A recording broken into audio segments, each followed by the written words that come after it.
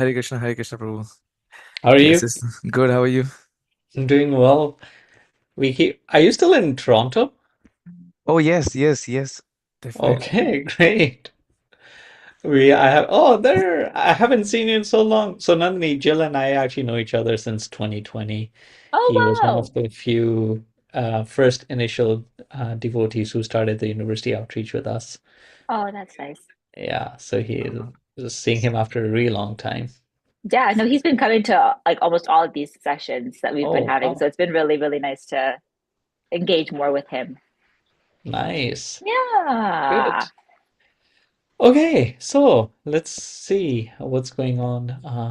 I I'm feel like just we could what wait a little bit longer. I think we should have more people coming and joining. A few people have messaged me saying that they couldn't join today, but I'm hoping that we'll have a few more people come on. That's okay. Okay.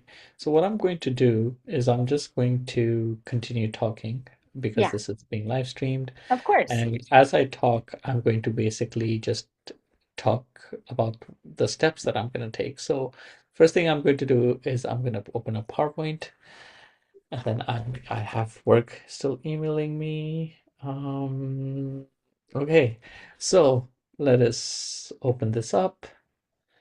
We'll get this slideshow I'm from actually my really excited to talk about this because um, I feel like doubt, generally people look at doubt as something that is so like hindering, and Mm, they kind of allow it to just control. Like, there's this image that comes to mind that I've seen. It's like a cartoon, and it's somebody who's sitting there, and she's thinking and she's thinking and she's thinking and she's doubting herself, and she's kind of like all these questions are kind of popping up around her in little bubbles, and then all of a sudden all those little bubbles kind of turn into like black smoke, and then soon the whole screen turns into like black smoke essentially. And mm, then like I that's literally sometimes how I feel like doubt is for people, is that it just becomes this overwhelming black smoke or black cloud that just totally covers like anything and everything that you're trying to figure out or trying to think through. Like you just can't, because you're constantly doubting like everything. Obviously in the image, like the purpose of like, oh, her doubt kind of went away was because her partner was there to help her. But like, and then all of a sudden the clouds kind of dissipated. But then in my head, to relate this back to like Krishna consciousness and Bhakti yoga and all that, then I'm like, okay, imagine like picking up like your beads to chant something or picking up a book to read something, then that kind of allows the clouds to dissipate, because mm. it gives you a little bit more mental clarity instead of just being so in your head. Then you're more so allowing something else to guide you versus your head Mhm. guiding you in the wrong direction. That's wonderful. So, guys, that's the talk essentially. And scene. We're done here. I don't know what else to say. That was the talk. No. Hey, Shreya. Hare Krishna. Oh, Hare Krishna Prabhu, how are you? Doing well. It's been a while. It has been a while. I just saw Shofik a couple of days ago, a couple of weeks Really? ago. Yeah, I went to Western. So Nandini Oh, Shreya she was also one of, I know her since 2020, also Nice. a wonderful devotee here in Toronto. Now she's doing dentistry. Oh, wow. Awesome. Yeah. And she also helped do university outreach back in 2020. So, COVID That's times, yes. amazing. Oh, yes. Oh, good old COVID times, honestly. Said it was fun. nobody ever. It's fun times. Oh, Okay, goodness. perfect. Um, Well, yeah, having starting to get some people on, and it's yes. officially 7 o'clock, so I can kind of guide everybody into topic. So hello, everyone. Welcome to another Thursday session. I'm really, really happy to see everybody. And obviously, as more people kind of come in, today's topic is basically talking about doubt, the benefit technically of doubt. We were just discussing before everybody kind of started joining, how doubt can generally be like a bit of a cloud in some people's lives. So I'm glad that today we're going to be talking about how we can use it as a tool versus as a hindrance in our life. I know that I personally can relate to this a lot, because I know I suffer with a lot of doubt in my life too, where I am in my life, how I could have done more, can I continue to do better, be better. And today we're going to be doing things a little bit differently. So I wanted to take the time to also introduce our host. His his face disappeared here, but it's Ananda Madhava Das. I've known him for a very long time, like basically like my whole childhood life. I've known him. And I've been able to see him grow and flourish into the person he is today. It's been an incredible journey. Anytime that we are together, it's always good conversation, good laughs, some kind of spiritual talk. And seeing him progress in his Krishna conscious life has been a tremendous journey, whether that's him in Calgary or him away from Calgary. He's going to be doing things a little bit different. There is going to be a little bit of exchange between us and him, but he also has some workshops that he's going to be taking us through and a slideshow as well. So without further ado, Ananda Madhava, you can take it away. Thank you so much, Nandini, and welcome everyone. So yeah, we thought today we would do a bit differently. We'd make this into a workshop. So right from the get-go, if you are someone that likes to put their thoughts on pen and paper, I would grab something. So I'm going to give you the next 10-20 seconds to make sure you have something. If you have it on your phone, it's going to be really, really helpful. When I did this exercise, it was helpful for me. It was a reflection a little bit into my inner world. So highly encourage you to do that. Hopefully the change and the transformation that it brought in my life and just made me pause and think if that benefit can also be realized in yours. I want to start off by saying that the reason why I like to do things like this, like really try to do workshops and try to uncover ourselves through that way, is I was reading this study that said that I think it was one of the Ivy League schools, so maybe Stanford or Harvard, something like that. And they were trying to understand what is the highest like level of intelligence, right? So there's memory, there is ability to see trends, there's ability to analyze. And what they found is that the highest level of intelligence is something called metacognition. Metacognition is this ability to be able to catch yourself thinking in a particular way while you're thinking it. So it's like you start to sort of critique, or not critique, but critically analyze your thinking and try to understand why you're thinking in that way, or really try to uncover that. These researchers said that that's the highest level of intelligence. So with this talk, what I was hoping is that we can sort of understand the reason why we face doubt in our lives to begin with, and why we respond to doubt in that certain way, and just catch ourselves and really sort of critically analyze, why we think in the ways that we do. And in this way, of course, uncover those layers, as they say, peel back the layers and really try to understand who we are and why we are the way we are. Okay, so without further ado, I know the title was something different. I kind of changed the title. Can I share my screen, actually? I'm not seeing an option here. To share my screen. Is there an option to share screens? You should be able to share. On I think mine at the very bottom, when I click it, it says there's a share icon beside reactions and more. I don't know if you see the same one. Reactions and more. I see apps, host tools. Oh, there we go. Okay. Okay, that's perfect.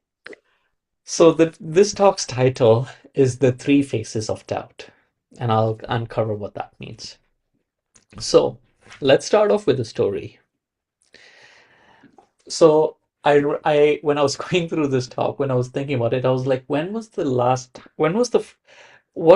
was the first time in my life where I actually remembered doubt? Can I think about the first time in my life, one experience that stood out to me where I remember being doubtful in any circumstance? And it's interesting. I remembered this one incident when I was in grade 2. So in grade 2, there's a public speaking competition. And in that competition, I raised my hand and I told the teacher that I would like to take part in this competition. If you know anything about me, you'll know I am quite competitive. So that streak was there even when I was in grade 2. So I remember, and the topic was that we had to give like a 15-30 second speech on our school and what we do, and how do we perceive our school. And so, of course, I'm in grade 2. So my mother and my teacher actually, they actually wrote a blurb for me, and all I had to do was just recite that blurb as it is in front of the school. And I would see there were other students that were coming in front of me. This was all across from grade 1 all the way until grade 6, and they would freeze up, and they would freeze up. They won't be able to talk, or they would just be reading on the slip that they had. They would be reading their speech, not looking up. And I remember thinking to myself, I was like, no, this is not good. They can't hold the speech. They need to they need to be able to speak without reading something. And and they can't like freeze up on stage. It does not look good. And then as I saw more and more people come, and my number started to get closer, I started to get doubtful. That anxiety, that like, oh, will I be able to actually deliver on this? Will I actually be able to give my speech? So that was one incident. And then I remember, of course, throughout university, there are so many other instances. When I moved to Canada, I was doubtful that whether I moved from Kenya, East Africa, so whether my African accent, whether people will be able to recognize it, if I'll be accepted in school, in society. And so even today, what I see is that these doubts still exist in my mind on something else. It may not be whether I'm able to give a speech in front of a crowd, or if people around me will accept me for who I am, but there's still doubts that creep up into our mind, or at least in my mind. And I hope I'm not the only one. I hope there are other people on the call who doubt their abilities or doubt the situations in some way. Yeah? Okay. So what I'd like you to do to begin with is I want you to take about 3 minutes and write down 2 or 3 moments where doubts have come into your mind. They can be doubts about yourself, about the situation you're in, whatever it is. Quickly jot some things down.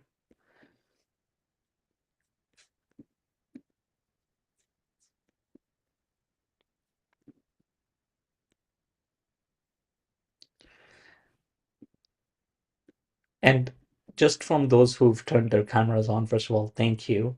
But the fact that those of us who've turned their camera on, they're writing furiously to get these examples down, it sort of tells me that doubts don't just plague my life, but they plague all our lives, right? It is a universally human experience to experience doubt. So maybe I'll give another 30 more seconds and then we'll move on. So right now you're just writing them down. You're not writing how you responded or anything. You're just writing these situations down. Okay.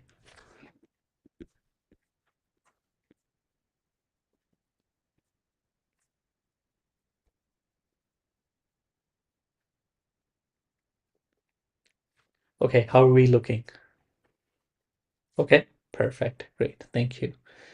So let's go on to actually how we responded. Now, let me tell you how I responded to that instance.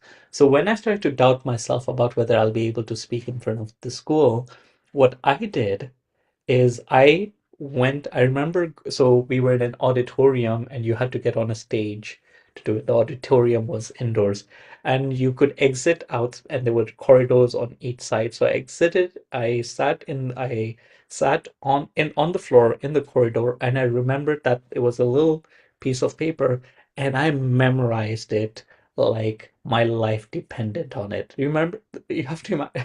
First of all, this is grade 2. So this is grade 2 Ananda Madhav Das, who is like sitting down on his floor and just like memorizing how I remember closing the paper and just reciting in my head, opening it, closing it, opening it, closing it, and just trying to memorize every single word, every single sentence.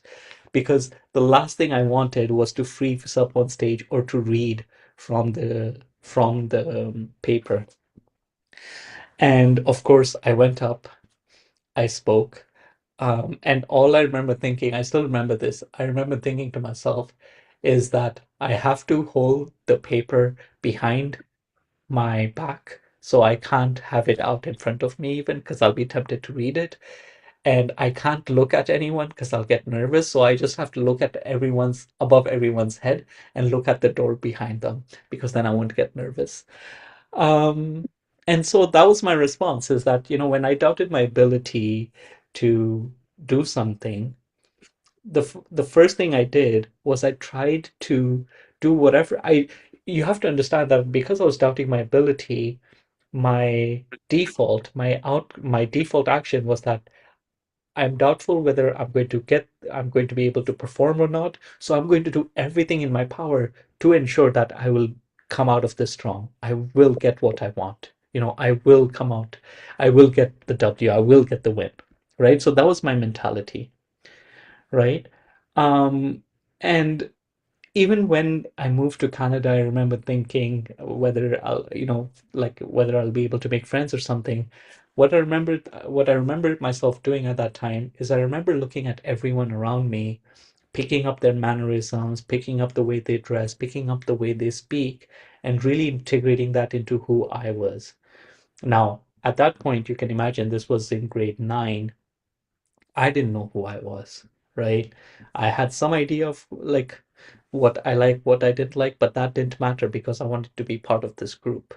So I was like, I'm not going to let anything up to chance. I'm just going to do whatever I can to make sure I achieve the outcome I want to achieve. Now, I want you to think about the examples you have put down, and I want you to write down how you responded to those doubts. And try to be specific. It can be anything. It can be passive, where you're like, I didn't do anything, I just let them pass over me. They can be like something like I did, where I was like, where you're like, I was doubtful whether I was going to get good grades, so I did everything I can to make sure I got good grades. But just to start to take another, I would say, 30 seconds and just write down what you did in response to those doubts. If the doubts are something that we are currently struggling with right now, should we write down what we think that we should do, or the actions that we would do, or maybe not doing? Or maybe the actions you have already done or that you're trying to do. Oh. Right? But yeah, you can write down however you plan to address them, how you are addressing them, how you've thought about what you're going to do. You can write about that as well. Thank you for that question.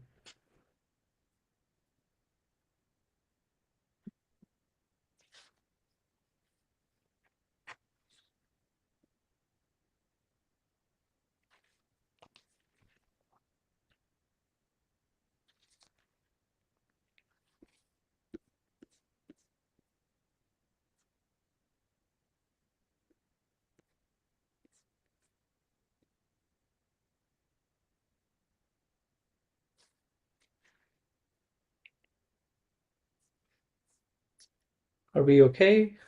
Any 5 more seconds maybe?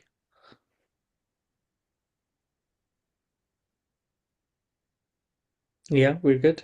Faith, you're okay? All right, perfect. So how many of you, now I'm going to just throw out some responses. How many of you went and tried to do everything you can to make sure you got the outcome like, let's say you're doubtful of whether I'll get outcome A or B, but you want to make sure you got outcome A. So you did everything you can to get the outcome A. How many of you did something like that? Okay. Okay. 1, 2. How many of you didn't do anything? You're like, you know what? Let it come. It'll go. Whatever. It's not going to change who I am. Sorry, I can't hear you, babe. Can you hear me now? I can hear you better now. Yeah. Oh, yeah. I did both in like different out of 3 that I listed. So I'd say You both. did both. Perfect. That's what we want to hear. So the reason why I want to say this is because, as the title says, we have a variety in how we respond to doubt, right? We have a variety of how we respond to doubt. We not all circumstances are not going to elicit the same response. Different people are going to respond differently. There are going to be some of us that our default is to try and control the situation and try to get what we want. That's our default. Some of us, it's like, you know what, it's fine. Doubts come and go. I will stay how I am. Others try to do something else. So we have a variety of responses to doubt. But the similarity, they say that unity in diversity. So even though we have different responses to doubt, the thing that unites us all is that we are all experiencing them. And the fact that we all experience doubt and we respond to them in a different way, this is not something new. This was even happening, believe it or not, 5,000 years ago. So individuals who were living on our planet as far as 5,000 years ago were going through the same struggle. They would have different doubts in their mind, and all of them would respond differently, and that would determine how they actually progressed through life. Right? I'm going to talk about 3 responses that I saw when I read an ancient Vedic text, the Bhagavad Gita, which was written 5,000 years ago. It was written on a battlefield and it's a conversation between 2 friends, one warrior and the other one his charioteer. And some people say it's the original manuscript, the original book that talks about yoga and all the different systems. But just through this book, we have evidence that just in chapter 1 of this great, amazing book, we have evidence that 3 individuals were all experiencing doubt, and all 3 of them had completely different responses. And those are the 3 phases of doubt that we're going to uncover today. So the first type of response, let's get into it. So the first type of response to doubt, or one of the types of responses to doubt, is what I call a passive response. Sometimes we are doubtful about a certain outcome or something or anything, but we just want clarity. We just want to know whether it's going to be outcome A or outcome B, right? I remember when I was in university, I was taking this course called molecular genetics.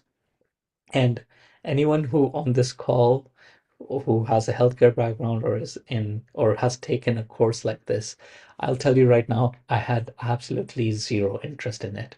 It was so dry and boring. I'll be the first one to admit, I didn't attend any of the classes. I didn't do any of the readings. And of course, I didn't study, because why would you study if you're not even attending the classes? But the night before the exam, so the way the course was done is that it had 6 exams, and the prof would drop the lowest one and take the average of the remaining 5, and that would become your grade.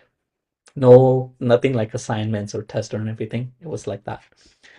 So we had this course, and I remember I would cram every night right before the exam. And when I was doing all this right before the exam, of course the exam would come and I would be doubtful. Did I pass? Did I not pass? What's the outcome? Anyone experience this where you cram right before the exam and then the exam comes and then you're worried about it? Shreya. Okay, perfect. So I'm not just the only one who has experienced this. I hope we can all relate to this feeling. So I'm studying, and when the exam comes, and then the next 1 week I would spend stressing about the outcome of the exam. But then what would happen? The marks would come out. And what I quickly realized is that whether I failed or I passed, it would have no change on my behavior. If I passed, I would think to myself, this system works. I don't need to go to class. I don't need to study. I can cram and I can do this all day. And if I would fail, I'd be like, well, it's a hard course, what to do? And I'll move on, right? Whether I passed or failed made no difference to my study habits. I was just curious about the results for curiosity's sake. No other, like it wasn't actually changing or evolving me in any way, shape, or form. And this is the response. This is what I mean when I say a passive response to doubt. We just want clarity, but the end result, whether we get what we want or we get what we don't want, it makes absolutely no difference to our mindset or behavior. We attempt to clear the doubts, but once we get the answer, we stay the same. Our personal growth actually never manifests. Can anyone on the call resonate with this? Have you been in such a situation? So I see Shreya nodding her head. Yeah, no matter what happens, just like, it is what it is, and you move on. Yeah. This, sorry, was someone going to say something? Okay. I could share if you're asking for if you want Sure. like somebody to say something about it. I was Yeah. thinking like maybe I'm interpreting this wrong. I don't know if like doubting at this point is kind of where I was. I think I was in doubt, and then I kind of in a way was passive about it. So I kind of just like put my hands up, and then I was like, okay, you know what? The universe can take care of it. I don't know how else to handle the situation, whether I get a good mark or I don't. The universe this is in their hands, whether it has to do with grades or any other kind of situation where I've dealt with things passively. I've kind of just been like, okay, I have no more control in the situation. So whatever. That's kind of sometimes what I think. Yeah, and that's okay, so that's good where you're like, I have no control of the situation. I'm just going to let it pass. It's not going to affect me, right? Okay, that's definitely one response. But then, Nandini, I have a question back for you. Does that make way for any exploration internally of why you're having that doubt to begin with? Does it change your response in any time something similar comes up? Does that change your response on how you handle it in the future? Or is it just, are you still the same person before and after? I think that if I continued to, I guess you could say, have the same doubts and then kind of repeatedly go through the same cycle over and over, then I would say, like, yeah, I become a different person, because then the doubt, I feel like if I'm continuously passive about it, the doubt will always be there because I'm not doing any actions to get rid of the doubt. So if I'm passively allowing that doubt to control, and then I'm trying to not do anything and I'm allowing it to still be there, then sometimes on the other end, I'll be like, okay, I can't allow this doubt to control and dictate my actions anymore. So I need to change.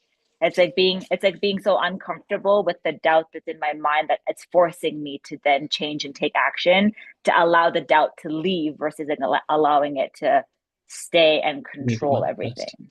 Yeah. Okay, I don't know perfect. if I'm interpreting everything that you're saying properly or in the right So direction, but yeah, so maybe let me actually give the example of where this comes up. So in the Bhagavad Gita, there again in chapter 3, there are about 4 characters that are, no, 5 that are speaking. The first character that speaks, what he does is he is inquiring about whether the two armies on the battlefield, Bhagavad Gita starts out on the battlefield of war between two armies. And so the first character is really asking, what did these two armies do? And through that, through this one question, he gets to hear the entire spiritual wisdom of the Bhagavad Gita. And at the end of it, as we read on we realize that this person, even after hearing the entire wisdom, the entire spiritual wisdom of the Bhagavad Gita, it has no impact on his behavior. It has no impact on his mindset. So the point is that he had a doubt, he asked a question, he even got a good answer, he got the entire spiritual wisdom of the Gita, but at the end of the day, what changed? Like he didn't improve himself in any way. He was still the same person. He was still dealing with the same issues, right? So again, so that's where this response comes in. They're just passive. They don't. Yeah, it comes and goes. There's no growth associated with it. So that's the first response. Let's go to the second one. The second response is the one that I mainly resonate with. And yeah, I mainly resonate with. Hold on, trying to move my screen, which is what I call an active response. Sometimes when we are doubtful, knowing the outcome isn't enough. We need to ensure that the outcome is exactly what I want, what I desire, right? Classic example is my speech. I wanted to win that competition, so I did everything I could to make sure I won it, right? How many of us, like before, how many, I already saw some hands, but this already speaks to some of us, right? If we have a doubt, we'll like, no, come hail, wind, snow, whatever, we are going to make sure it goes our way. We will burn bridges if we have to, but we need to come out on top, right? The third character in chapter 1 of the Gita exhibits this attitude. I remember I said there were two armies on the battlefield. He is leading one of those armies, and he sees the other army, and he's a little like insecure. He comes up and he's like, how are they able to, assemble such a good army and do it in such an expert way? And so he starts having second doubts about his victory. And what he does to ensure that he comes out victorious, not the other army, is he manipulates everyone around him. He riles them up, and in I think about uh, in about 7 verses of the Bhagavad Gita, you can read this. He really tries to manipulate each and every person around him to make sure that he gets what he wants. He uses the people around him not to inspire them or anything, but really so that they can serve his purpose. So that no matter, like, even though he's doubtful about the outcome, he gets what he wants. The issue with this approach is that sometimes it works, but a lot of the time it doesn't work. And when it doesn't, then it really stinks. When it works, yeah, we feel great. But 9 out of 10 times, I'll tell you, or 10 out of 10, out of 10 times, if you're lucky, it might work twice if you're lucky. Most of the time, no matter how much effort and work we put in, things don't pan out the way we're hoping to, right? What this teaches us is that we can try and control and manipulate the world around us, but beyond our efforts lies the will of the universe, lies the will of the Almighty. And when we try and force the outcome, it will only lead to our frustration. With this same character, what happened is towards the end of the war, not only is he defeated, but he's defeated in a very, like, his honor is stripped away from him. And so it's just not he lost the fight, but he loses the honor, he loses the respect of those around him. This is the risk that in my example, in grade 2, sure, I won that competition, but in the event I didn't, could you have imagined what that would have done to my self-confidence after like making sure I memorized every single thing and got everything right and put in, like, I remember I was sweating, my hands were so sweaty because I remember holding the paper, but the paper was getting wet, right? Imagine I put all this effort and it didn't pan out the way I wanted. Imagine what that would do to a child's self-confidence, a child in grade 2. Right? So when we start to develop this understanding or when we start to actually develop this mindset that I must control everything around me to get the result that I want, it may not work out in our sense, in our way, and that is actually going to lead to huge frustration on our part. Can I ask a question if that's fine? Yeah. So in this situation, when you're explaining that, like, okay, if you want to be in control, and you're saying that most likely if you are in control, that it's probably not going to go exactly how you're wanting, which is true. But then how does feeling like you have that control, how does that not cause more doubt then? Because you're like, okay, now you're trying to cover like literally all your bases. If this goes wrong, I'm going to try and do this. If this goes wrong, then I'm going to try and do this. So like, wouldn't that for some people cause even more doubt then, instead of trying to like leave things up to the universe? If you already have a hard time doing that, then what are you supposed to do in that point to like let go essentially, or not be so in control, or not let that doubt cloud you essentially? Yeah, wonderful question. And I'll respond by something that I heard from a monk. He said that our actions need to be, our actions can have multiple, you can say, causes. Our actions can be caused by emotion, and generally it's by emotion or intelligence. Emotions go up and down. Intelligence can help you stay focused. And so when we develop knowledge, when we develop the right intelligence, then we can sort of deal with doubt in that particular way. And going back to your question, so your question is basically, how do you deal, when doubt comes, how do you develop this practice that, there is someone else in control? How do you do that? It is, the starting point is understanding that beyond your efforts, beyond who you are, there is somebody else in control. And that someone else is not just a sentient being or a passive being. That being in control is your utmost well-wisher. They are your ultimate well-wisher. And this person, whether we call it the universe, whether we call it divinity, whether we call it God, that personality is always going to look after your interests. So that's point number one. And that helps you understand that, okay, this situation, I may not be in control of it, but the person who is, I know what's good for me. The person who is in control of the situation knows what's best for me. And even though I may be pursuing what's good for me, they will always pursue what is best for me. So that's point number one.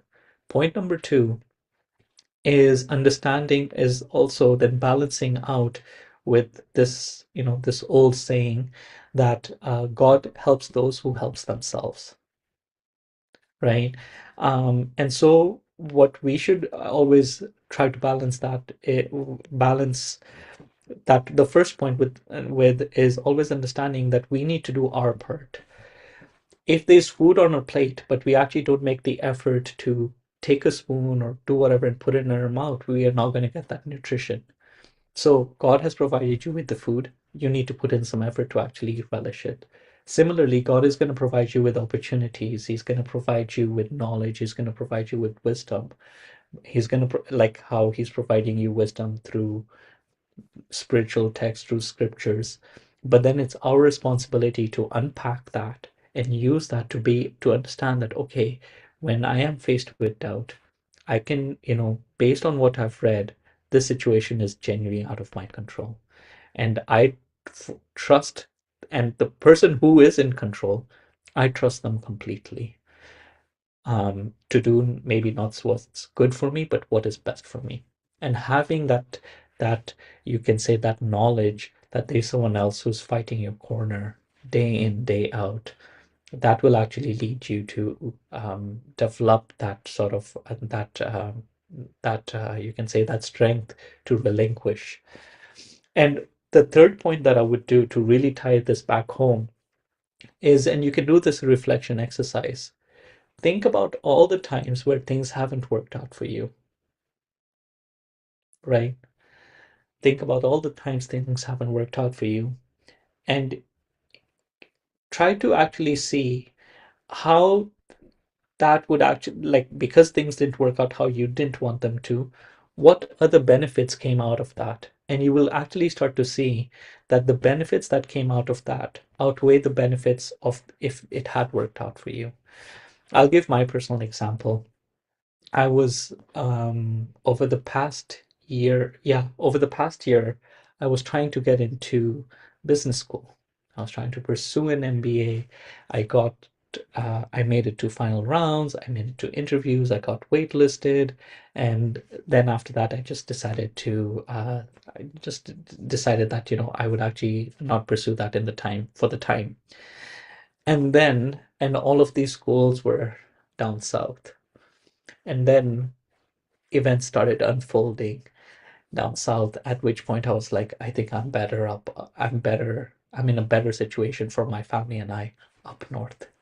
And so that is just, again, this is just something that I thought about that I can see. What about all the other benefits that that are going to be manifested, that are manifesting, that are not even purview to my vision.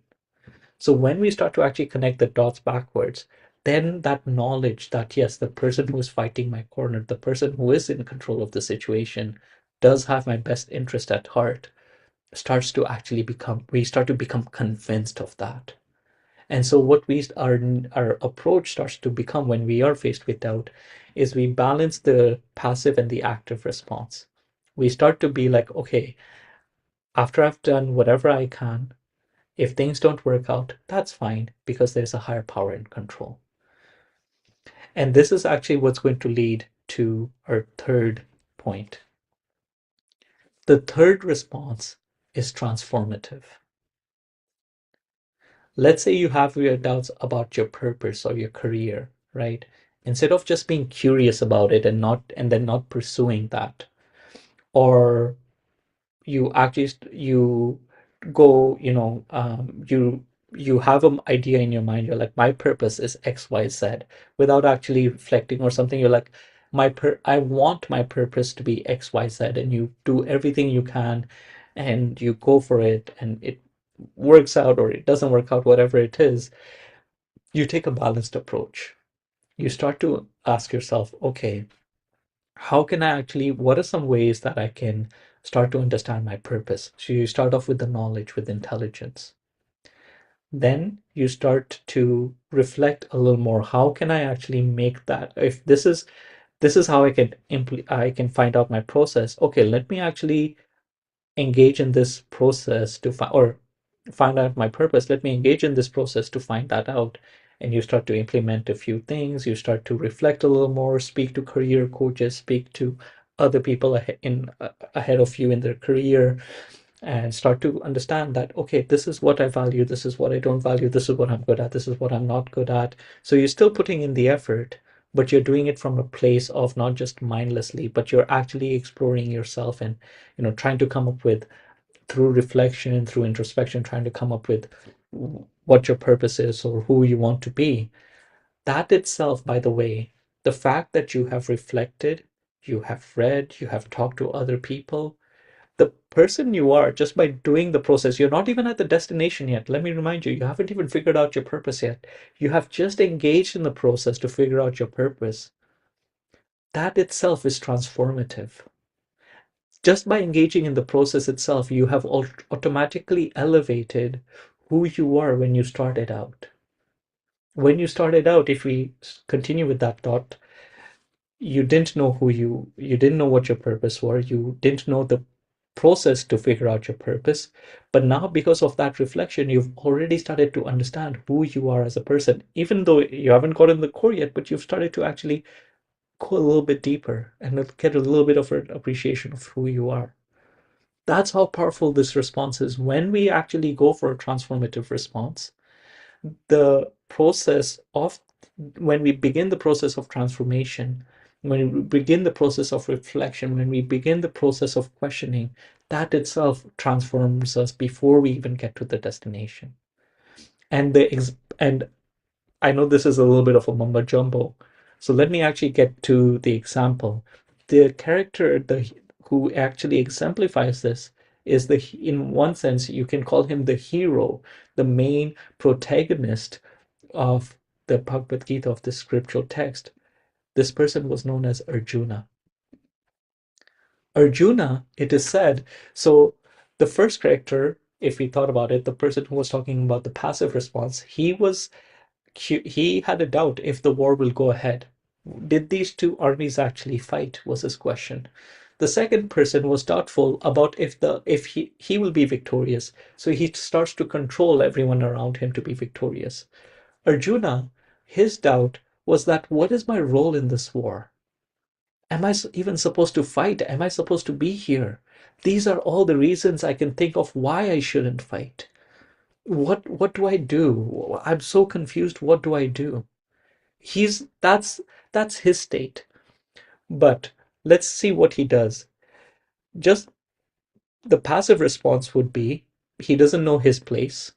So what he does is he still stays in the battle, but then he goes to a little corner and he's just like, yeah, I'm not really feeling like fighting, but you guys go ahead, you guys do your thing. He doesn't do that.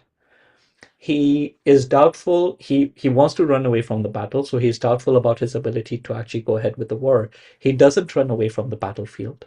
He doesn't manipulate everyone around him to be like, why don't you guys go ahead? And I forgot my bow. This is the wrong bow. I forgot my arrows. They didn't sharpen them, so I'm gonna go back home. I'm gonna sharpen them. You guys go and fight the war. He doesn't come up with any excuses. What does he do? He actually sits down and he starts to question and be like, okay, tell me more. Why am I, first of all, experiencing these doubts? How am I supposed to handle these questions that are coming up? And where do I go from here? What's the next step for me? And he just doesn't ask anyone. He asks his friend, his charioteer, who in this picture is shown in the blue, Krishna, who speaks to him about the wisdom of the Gita, right? And so in this way, he actually uses spiritual wisdom to uncover more about himself and about why he's experiencing the doubts to begin with. He's just not addressing the doubts on the surface level, but he's gone deeper. And we know what the result is at the end of this. He goes through a complete internal and external transformation. His entire outlook on himself, on the battle, and on life in general is completely transformed. This is what awaits us if we choose the right way to respond to our doubts. If we actually go to the right sources and be like, this is what I'm wondering about. These are the questions I have. I want to I want to get into business school, but I don't know if I'll be able to get it. Why is this giving me so much anxiety? What is going on internally? And start to actually uncover all of that. Imagine if we can ask these questions. You have written your doubts on your paper. You have written out your responses. Now, what I want you to do is write down the questions that you could explore to address those doubts through this transformative response. For example, if you're like, I don't know if I'm going to do well in course A or B. Okay, let me actually understand, why am I having this anxiety? Maybe because I'm, like in my case, I'm not putting in the effort to actually do this. And why am I not putting in the effort? It's because I do not actually see the value of this course, or I don't really have interest in this course, or I'm actually burnt out. My mental, emotional health are not doing good. Now you've actually come down and you've peeled back the layers, and now you can attack the doubt at its root. Instead of actually trying to go and do whatever we're trying to do, we can actually bring about a genuine transformation in our life. When was the last time when we experienced doubt, we actually pressed pause to reflect, to question, instead of just jumping into solutionizing? When was the last time we did that? Anyone? Okay, Jill, great. Well, someone's reading the Bhagavad Gita. So,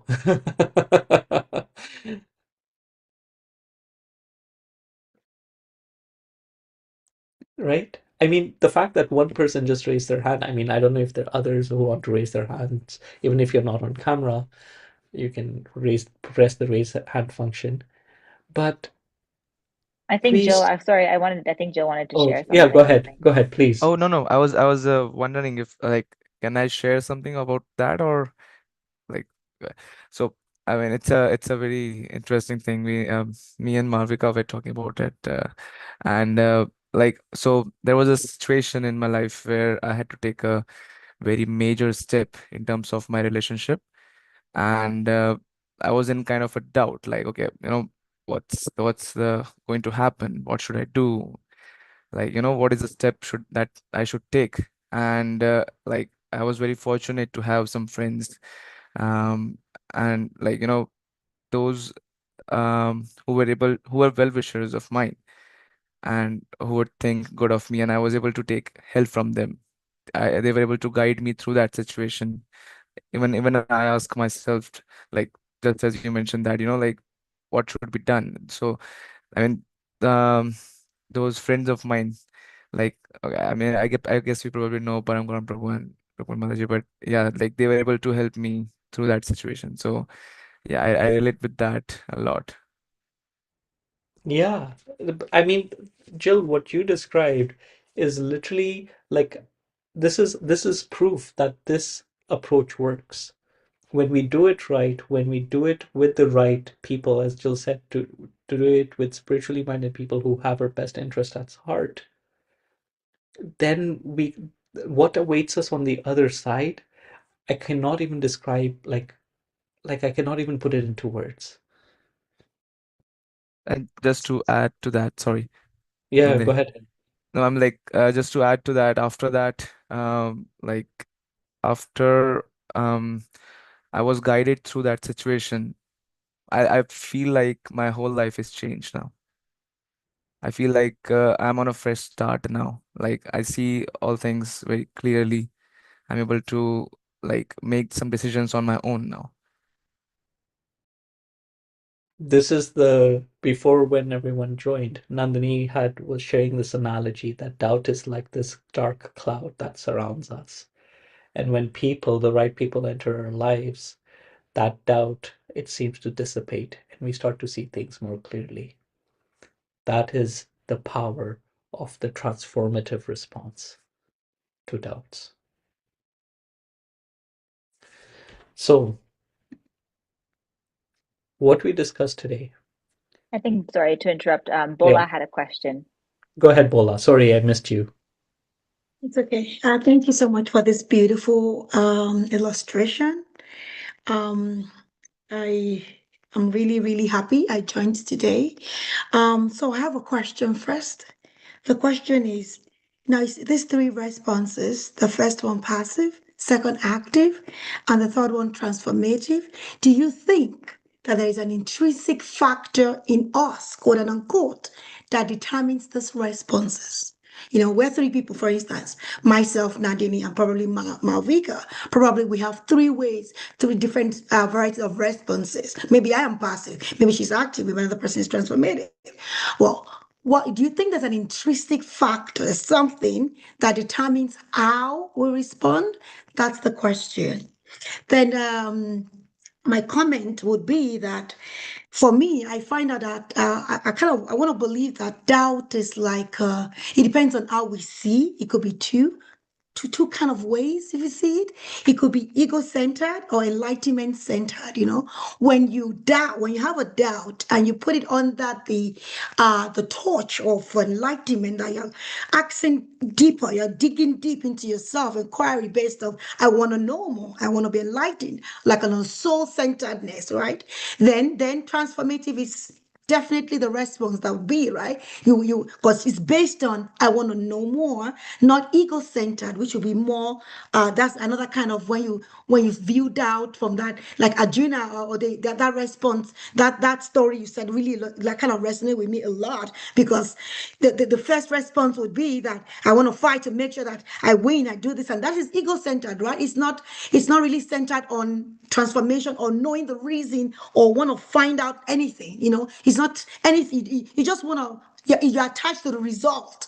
But if it is soul centered, then it would kind of give you a light of understanding. You want to dig deeper to find out more and more and more. And that definitely there'll be transformation because they're going to walk right from darkness of doubt into the light of enlightenment. That's my little take on that. But I do have that question though, that what determines that response? Is there something intrinsic within us that is it like a level of evolution or something? What is that? Is that if there is, what it is? What is it rather? Sorry. Yeah, I think I'll start off by saying that we are masters of our own destiny. So there's definitely an intrinsic response. But that intrinsic response is us, is who we choose to be, right? So the way habits, and with this is again, there is a spiritual side to this. So I'll start off by saying like logically what it is. So the way habit works is that when we engage in a certain type of behavior or a certain type of response, then the brain makes that our default response, right? For example, if you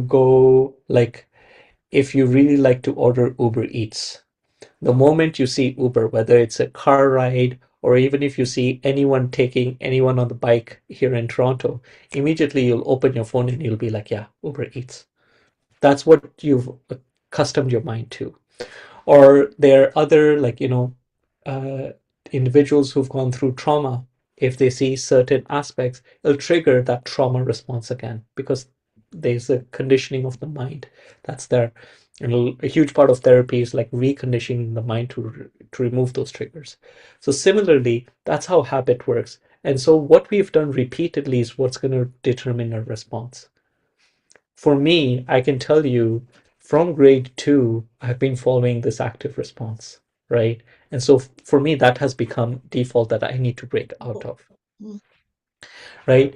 So yes, it's internal factor, but I would say that once you start to recognize, again, back to when we started, this ability of metacognition, to be able to think about why we are thinking in a certain way, to catch ourselves thinking in a certain way, that can help us rewrite our conditioning, that can help us rewrite our default, right? There's a saying in there's a story that said that, or let me actually turn it to a modern day example. If someone sees, let's see, a cotton gauze, cotton balls. If a surgeon sees a cotton balls, that's like, okay, these are materials I need to prep for surgery to soak up the blood and things like that. If a makeup artist sees cotton balls, they're like, oh, this is to help us remove the makeup, right? Same object, but completely two different responses. So similarly, depending on what we do repeatedly, that's what's actually going to determine our response. So if we want to actually change our response, we need to catch ourselves and we need to start to be like, okay, no, this is a doubt. And in the beginning, it has to be an active choice. You have to think about it. I'm going to be 35 this year. So for 33 years, that has been my default. It's not going to go away in 33 minutes. It's going to take a long time for me to change that. And that is all what spiritual science, what Krishna consciousness is about. It's all about seeing life, but from a different lens. It's all about a change in perspective. If someone sees a tree, they say that, oh, it's a beautiful tree, it provides shade. If a spiritualist sees a tree, they immediately think of something like tolerance, that the tree is tolerating for across all seasons, right?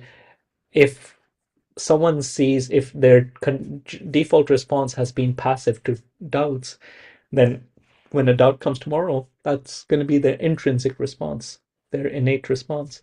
But if someone who's constantly working on themselves, someone who's a spiritualist, they see doubt and they're like, no, this is actually an opportunity for me to transform myself.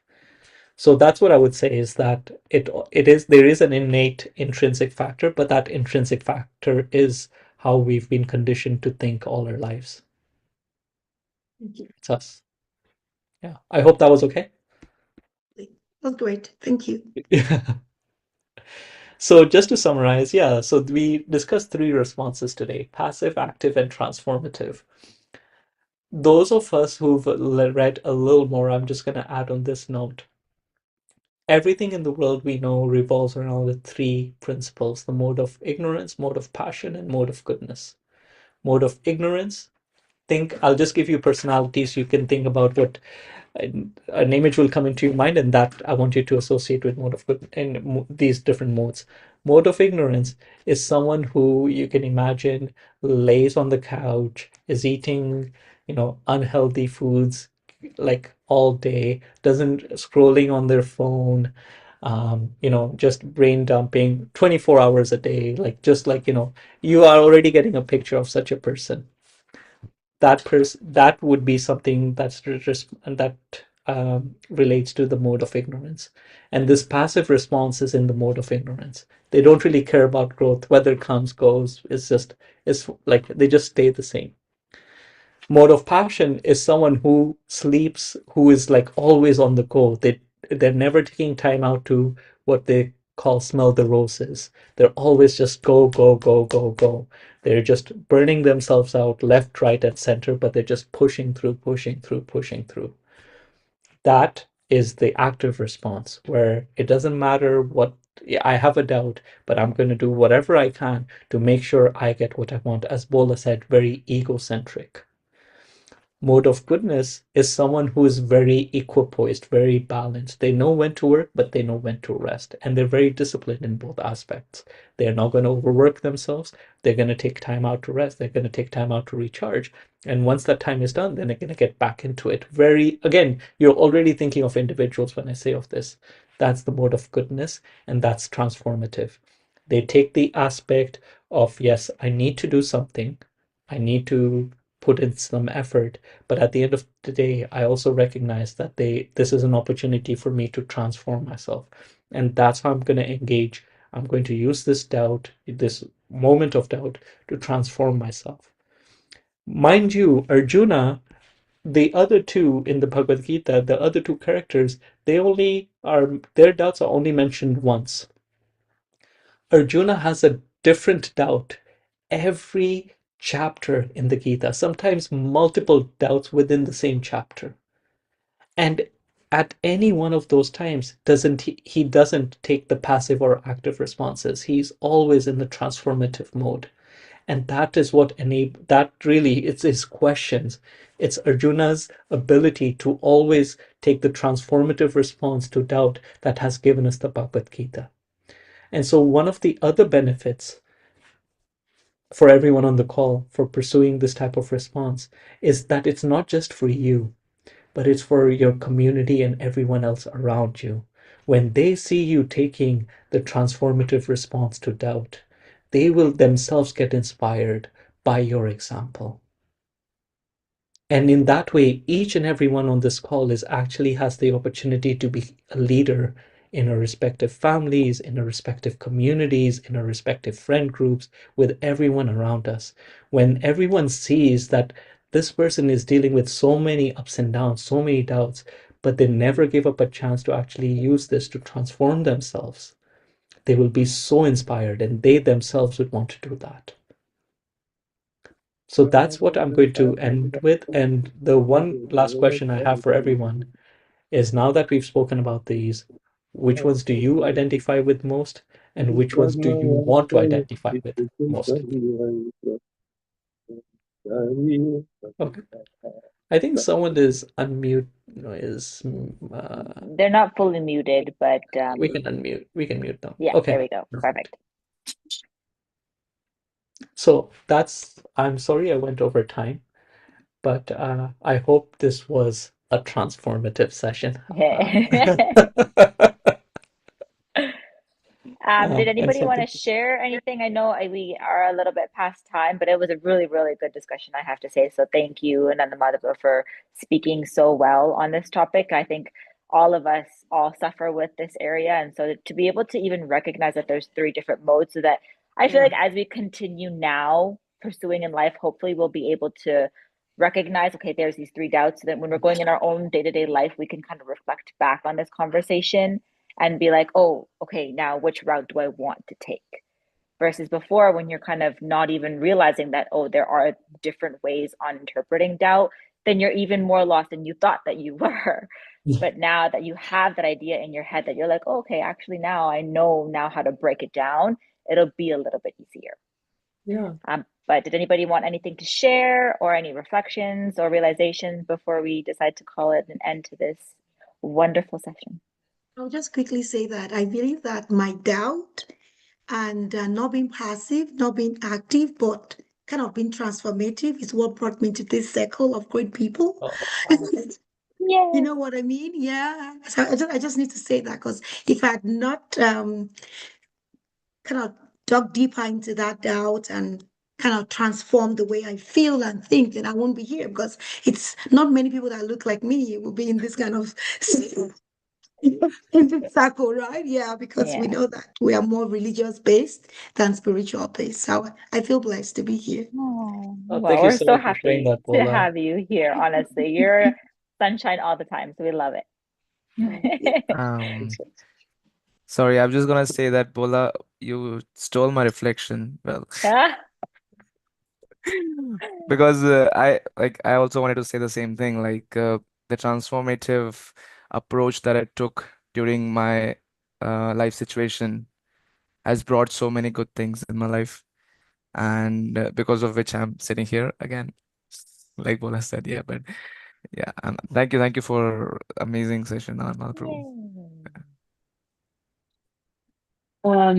I'll just share.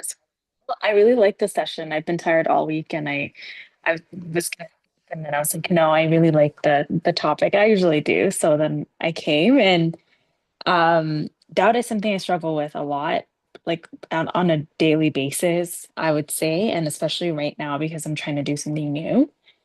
And typically I'm very much in the active realm, so I'm overcompensating for the doubts that I have. And so what I've taken away from today's conversation is that a lot of my doubts is it feels like a closed door, and like I can't get through because I just assume like I'm not good enough. And there's not really like a place to go if you just think, okay, I'm not good enough. And that's kind of like end of discussion, you know? But to explore, what is it around me that's making me feel like that? And what can I do? And what parts can I change? And maybe what parts do I accept and like move forward? I think that's like huge for me because it kind of takes the focus off of me and more so of like around me. I don't know. Yeah. It decenters you. Yeah. And so it's less about like, oh, you're just like this. There's no where to go to like, oh, maybe there are options to explore and in a really like open way. So I really like that. Thank you. Yeah, no, that's Wengal, what you said, that's exactly, what we want to try and do through these concepts of doubts is that these are opportunities, ladies and gents. These are opportunities for us to actually discover ourselves more, right? To peel back layers on like, okay, who am I really?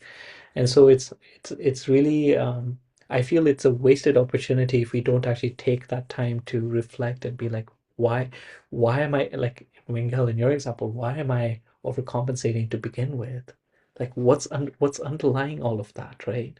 And and then that leads to a deeper discussion. But then just imagine like how the sense of self that you have from those reflections, like you become so grounded in who you are, and yeah. So thank you so much for sharing that. It was incredible. I just like to share as well. This was my first time joining this. I just heard about it from someone I met at university. And coincidentally, like this, when you told us to write the situations, I wrote the situations in order of how you described it. So, my first situation was mostly a passive response. The second was an active, and then it also made me reflect on how much I've transformed in my own life, where I went from having mostly passive responses to having mostly transformative responses. Also wanted to ask about most of the time when I make active responses, they're usually a function of the ego. And to mitigate those types of responses, I feel like overcoming the ego is a big challenge. So how would you go about that in your life? Yeah, I think so. I'll just open up by saying like what ego is or how I see ego. Ego, in one sense, is trying to sort of, it's like hot air that's trying to bolster you up, so that you can look good to yourself. If we think about it, right? We know our shortcomings. Let's be honest, we all know our shortcomings, but more often than not, we are not accepting of those shortcomings. So what do? We pump ourselves up to make sure that we can tell ourselves, actually, no, we don't have any shortcomings, right? So that's just a point about ego. So then the question is, how do you move from that state to a state where you're more, you can say, where you're less egoistic, right? It really starts from accepting that, look, these are my shortcomings, these are who I am, and I'm working on them. I'm not perfect, but as long as I continue to try every day and push just a little bit every day to bettering myself, I mean, that's all I can really do, right? Nobody is expected to be perfect. It's all just about making those tiny wins every day and just trying to better ourselves every day. I think, but the first step to that is just acknowledging that, you know what, yeah, I do have this shortcoming. I do, I mean, I was thinking, I gave this talk and I was just opening my heart saying, I'm giving this talk on the three different responses to doubt, how we should be transformative. And all I've given examples for is how I've been active or passive. I myself have not been transformative, right? But just acknowledging that, if not in a group, but just to yourself, that is a very great step to try to sort of lessen that ego and just become more accepting of yourself. The more accepting you are of yourself, the lesser of an ego center you will have around you.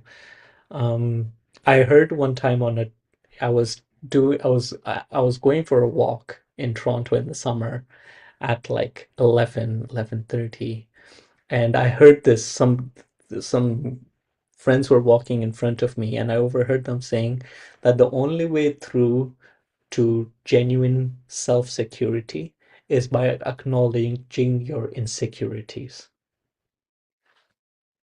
So I think that's a great step, is that first just shift to, if you can make that internal shift that, you know what, I am not that great and I'm fine about that. I'm going to try to improve myself.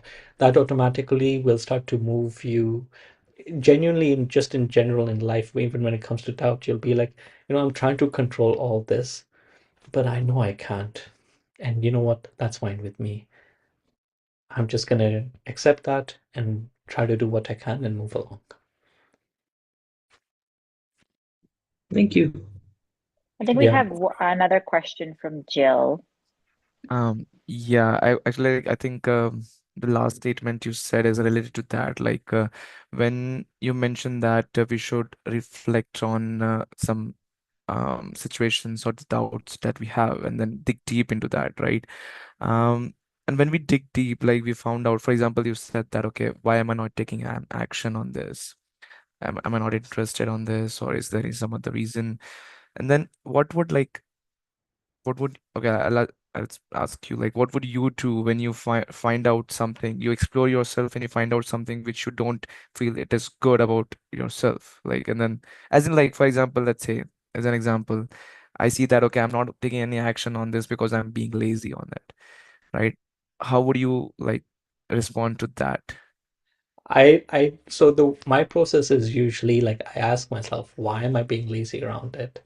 Because I'm genuinely a very active person on default. So if I'm being lazy around something, it's like, okay, why is that? And then you actually get a variety. Then I've come to see that it's a variety of answers. It's like, okay, sometimes I just don't have the willpower. And why don't I have the willpower? Because it's something I thought I'd be interested in, but actually have zero interest. It's not something I'm interested in. It's something that I want to be interested in, so I can show other people that, look, I did X, Y, Z. Right? So then that itself, that journey to really dig deep, and then after that, once you understand that, you're like, okay, if I'm not interested in this and I want to show this as a plaque to someone else, might as well show a plaque that I'm actually interested in. So you just switch, right? other times it's like, for me, one of the biggest challenges is that I'm just like lazy when it comes to my physical health. And so just trying to improve that. So then again, you come around, okay, what is my barrier point? Why am I not able to move past this? And sometimes it is just like, it's logistics. It's like, I don't have time. I'm work, like, I have so many other things to do, and I just don't have time to, leave at 7 in the morning, come back at like 7 at night. In the day, I just want to get home, especially in this weather, and not be able to go to the gym. Like, sometimes it's just, that's the logic of it, right? Other times it's something else. So you just have to, like, for me, once I come down to the answer, then I can just kick it at the root cause. If it is like a time or logistic issue, I'm like, okay, then I just need to arrange my day better and move on. Or maybe I'll prioritize this on the weekends, or maybe I'll, focus on this week and then focus on the other stuff next week, and like that, just stagger my weeks out. It's a bunch of things, right? But I would say that if you are genuinely interested in it, and you do want to put work into it, but you still can't move past that, then really deepen why you want to do it. There's this book by Simon Sinek, Start With Your Why, right? And the entire premise of the book is that the deeper your reason for doing something, the deeper your motivation goes. If you are just doing, like, I was reading Barack Obama's book, The Promised Land. And in that, he said that before becoming the president of the United States, he had to do, like, before throwing his hat in the ring, he had to do like a psych exam, right? And in the psych exam, it revealed that he has he says this in himself, I'm not saying it, but he has some, like, psychopathic tendencies. And the specific reason why those psychopathic tendencies is because he was obsessed with becoming like a president of the United States. And the reason for that is because he genuinely believed that this country had given him so much, and he was the one person that could bring change in this country in a very meaningful way. But that was if you're wondering about how deep your why has to go, in his case, he's like, my why went so deep that it actually gave me psychopathic tendencies to be able to pursue that goal, which is what he needed in order for him to actually go and pursue that goal. Because becoming the president of the United States is like, it's not easy, right? Even that, given that he was the first black president of the United States.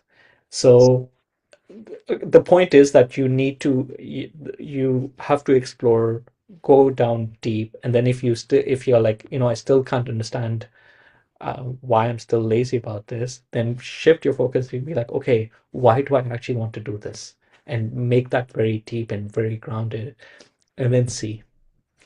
For me, that's what I start by thinking about the idea first, before actually it needs to make sense in my head, and I need a lot of reflection before I commit to anything. So that's what makes sense for me. So that's what I'm sharing. Okay. No, that helps. Thank you. Okay. If there's anything that anybody can take away from this talk, is basically become a psychopath. No, just kidding. This is being live streamed. Great. It's to understand your why. Yeah. Oh, okay. I will add I'll add in the nuance to that is become psychopathic in your pursuit of discovering yourself. Perfect. I like that.